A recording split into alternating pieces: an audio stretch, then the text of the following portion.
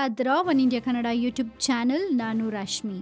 Friends, ನಿಮ್ಮಲ್ಲಿ ಎಷ್ಟು ಜನ ದೆವ್ವ ಭೂತ ಈಗ್ಲೂ ಇದೆ ಅನ್ನೋದನ್ನ ನಂಬ್ತೀರಾ? ಇಂತ ಪ್ರಶ್ನೆಯನ್ನ ನಾನು ಯಾಕೆ ಕೇಳ್ತಾ ಇದ್ದೀನಿ ಅಂದ್ರೆ, ಜಯಲಲಿತಾ ಅವರು ನಿಧನರಾದ ನಂತರ ಅದೆಷ್ಟೋ ಜನ ಎಷ್ಟೋ ರೀತಿಯಲ್ಲಿ ಅಮ್ಮನ ಆತ್ಮ ಸುಳಿತಾ ಇದೆ, ಅಲ್ಲಿ ಇಲ್ಲಿ ಓಡಾಡ್ತಾ ಇದೆ ಅನ್ನೋ ಸುದ್ದಿಗಳನ್ನ ನಾವು ಕೇಳ್ಕೊಂಡೇ ಬರ್ತಾ ಇದೀವಿ. ಇನ್ನು ಅಮ್ಮನ ಆತ್ಮ ಒಬ್ಬ ಸ್ವಾಮೀಜಿ ಹತ್ರ ಮಾತಾಡಿ ಶಶಿಕಲಾ ಅವರನ್ನ ನಾನ್ ಸುಮ್ನೆ ಬಿಡಲ್ಲ ಅಂತ ಕೂಡ ಅಮ್ಮನ ಆತ್ಮ ಹೇಳಿದೆ ಅಂತ ಒಂದು ಸುದ್ದಿ ಕೇಳಿದ್ವಿ. ಇನ್ನು ಇದೀಗ ಒಂದು ಶಾಕಿಂಗ್ ಏನಪ್ಪಾ ಅಂದ್ರೆ, ಪೋಯಸ್ ಗಾರ್ಡನ್ ಕೊಡ್ನಾಡು ಎಸ್ಟೇಟ್ ಸಮಾಧಿ ಬಳಿ ಮುಗಿಲು ಮುಟ್ತಾ ಇದೆಯಂತೆ ಅಮ್ಮನ ಆತ್ಮದ ಆಕ್ರಂದನ.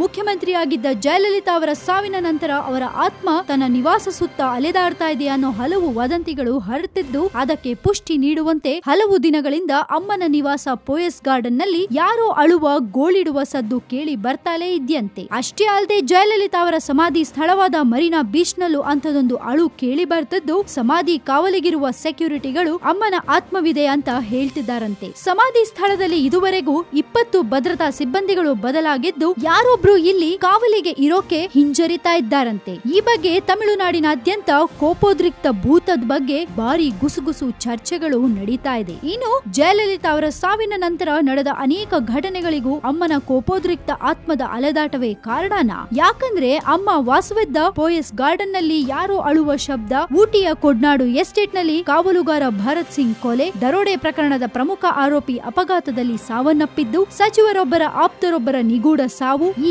ಎಲ್ಲದರ ಹಿಂದೆ ಜಯಲಲಿತಾರ ಅತೃಪ್ತ ಆತ್ಮದ ಕೈವಾಡವಿದೆ ಅಂತ ಅಲ್ಲಿನ ಜನರು ಮಾತಾಡ್ಕೋತಾ ಇದ್ದಾರೆ. ಇದೇ ವೇಳೆ ಜಯಾರ ಬಂಗಲೆಯಲ್ಲಿ ಅಡುಗೆ ಭಟ್ಟನಾಗಿದ್ದ ಪಾಂಚಾಲೈ ಮೇಲೆ ಅಪರಿಚಿತ ದುಷ್ಕರ್ಮಿಗಳು ತೀವ್ರ ಹಲ್ಲೆ ನಡೆಸಿದ್ದು, ಆಸ್ಪತ್ರೆಯಲ್ಲಿ ಚಿಕಿತ್ಸೆ ಪಡಿತಾ ಇದ್ದಾರೆ. ಜಯಾ ಬಂಗಲೆ ಮತ್ತು ಎಸ್ಟೇಟ್ ಸಿಬ್ಬಂದಿ ಮೇಲೆ ಯಾಕೆ ಇಂತಹ ಘಟನೆಗಳು ಮರುಕಳಿಸ್ತಾ ಇವೆ ಅನ್ನೋದು ಕಗ್ಗಂಟಿನ ಪ್ರಶ್ನೆಯಾಗಿದೆ. ರಾಜಕೀಯದಲ್ಲಿ ಸುದೀರ್ಘ ನೆಲೆ ಕಂಡು ತಮಿಳಿಗರ ಪಾಲಿಗೆ ಅಮ್ಮನೇ ಅಂತ ಭಾವನಾತ್ಮಕ ಸಂಬಂಧ ಹೊಂದಿರುವ ಜಯಲಲಿತಾ ಅವರ ಸಾವು ಅಸಹಜ ಅಂತ ಹೇಳಲಾಗ್ತಿದ್ದು, ಅದು ನಿಜಾನೇ ಆದ್ರೆ ಅತೃಪ್ತ ಆತ್ಮವಾಗಿ ಕಾಡುವುದು ಸಹಜ ಅಂತ ಹಲವು ಜ್ಯೋತಿಷಿಗಳು ಹೇಳ್ತಿದ್ದಾರೆ. ಹಾಗಿದ್ರೆ ಪೋಯಸ್ ಗಾರ್ಡನ್ ಕೊಡ್ನಾಡು ಎಸ್ಟೇಟ್ ಜೊತೆಗೆ ಸಮಾಧಿ ಬಳಿ ನಿಜವಾಗ್ಲೂ ಅಮ್ಮನ ಆತ್ಮ ಅಳ್ತಾ ಇದ್ಯಾ? ಇದನ್ನ ನೋಡ್ದವ್ರು ಯಾರು, ಕೇಳ್ದವ್ರು ಯಾರು? ಇದು ನಿಜಾನೋ ಸುಳ್ಳೋ ಯಾರಿಗೂ ಗೊತ್ತಿಲ್ಲ. ಆದ್ರೆ ನೀವು ನಂಬ್ತೀರಾ? ಇದ್ರ ಬಗ್ಗೆ ನಿಮ್ಗೇನ್ ಅನ್ಸುತ್ತೆ? ನಿಮ್ಮ ಒಪಿನಿಯನ್ಸ್ ಅನ್ನ ನಮ್ ಜೊತೆ ಶೇರ್ ಮಾಡ್ಕೊಳ್ಳಿ. ಹಾಗೆ ಮತ್ತಷ್ಟು ಸುದ್ದಿಗೆ ನೀವು ಸಬ್ಸ್ಕ್ರೈಬ್ ಮಾಡಿ ನಮ್ಮ one India Kannada YouTube channel. And ಈ ನಮ್ಮ ವಿಡಿಯೋ ನಿಮ್ಗೆ ಇಷ್ಟ ಆಗಿದ್ರೆ ದಯವಿಟ್ಟು ಶೇರ್ ಮಾಡಿ, ಲೈಕ್ ಮಾಡಿ.